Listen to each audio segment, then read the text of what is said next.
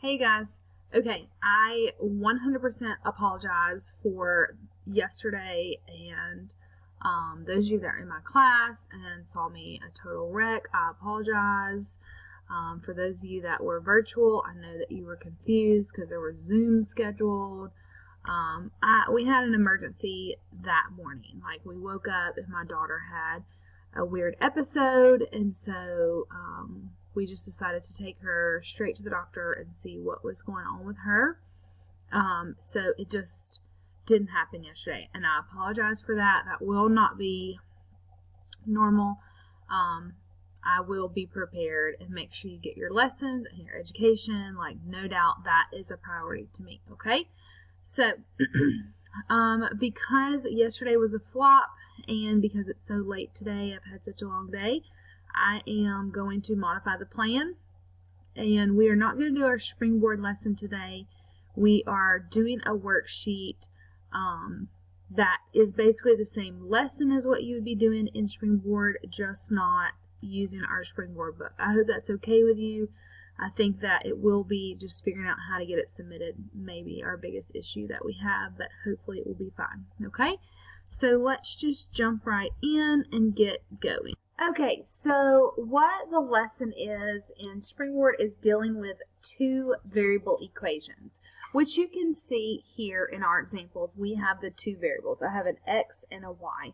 Okay, so we've got two variables, and then our goal is to graph that. So what we're going to do, the first thing that is going to take place is we are going to isolate y. In this case, we're going to isolate y and get that alone, which means you're solving for y. This is just your notes. Your worksheet does not look like this, so you can either do this on a piece of paper or you can just watch and watch back if you need to, but I'm going to practice doing this so you can see me solving for y. So I've got 7x minus 5y equals 15. Okay, that's my original two variable equation. I'm drawing that equal street just like I've been doing with you already this year. I want to get rid of the 7x, so I move it as an entire unit. Now, that is not going to be combined with 15 because they are not like terms. So I bring down negative 5y equals, you need to write your x term first because it is your slope. So negative 7x, 15 is positive, so I say plus 15. If 15 were negative, then you would say minus 15. Now, y is still not by itself. You need to get rid of that coefficient, so I'm going to divide by negative 5 in each spot. So divide, divide, divide. The negative 5 here cancels and leaves you with y equals negative 7 divided by negative 5.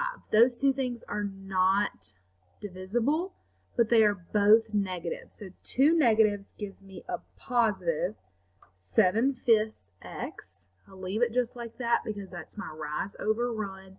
And then I have 15 divided by negative 5. That's negative 3.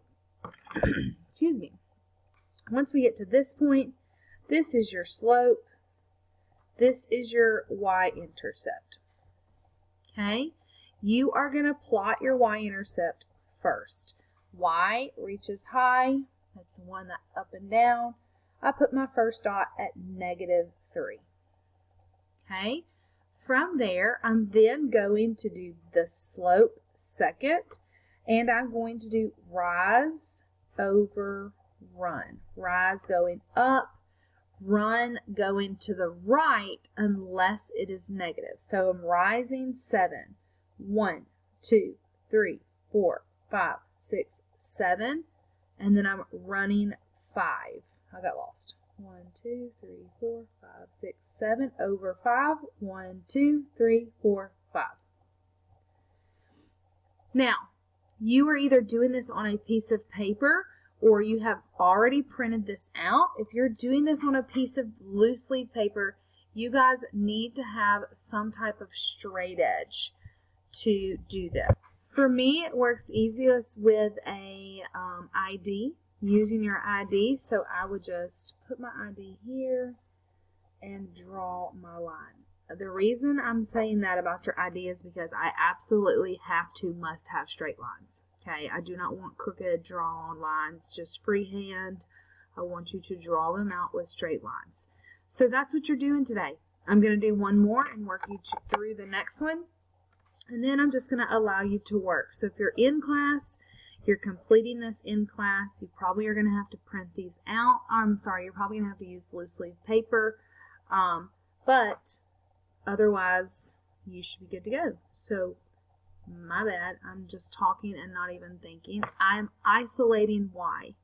So, I'm not subtracting y, I'm subtracting 2x. Okay, that gets rid of the 2x. That leaves me with positive y equals, the x comes first, negative 2x. 5 is negative, so I say minus 5. Okay, there's nothing else that I need to do for that one. This again is my slope, and this one is my y-intercept. Who's first? Well, the y-intercept. You do negative 5 first. The slope is negative 2, which is rise over run. So if it's just a negative 2, I'm going to put negative 2 on top, positive 1 on the bottom. Well, here's the issue. I cannot go down 2. So what I have to do is I have to flip the negative sign. So I'm going to have positive 2 on top, negative 1 on the bottom, which means I'm going to rise 2, but instead of going right 1, I'm going to go left 1. Rise 2, left 1. When you graph this, you should see that your line is traveling down. Okay, our line is going down from left to right. That's because our slope is negative. If you look over here, your line is traveling up because your slope is positive. So that's the difference in between those two things. So this is your task for the day.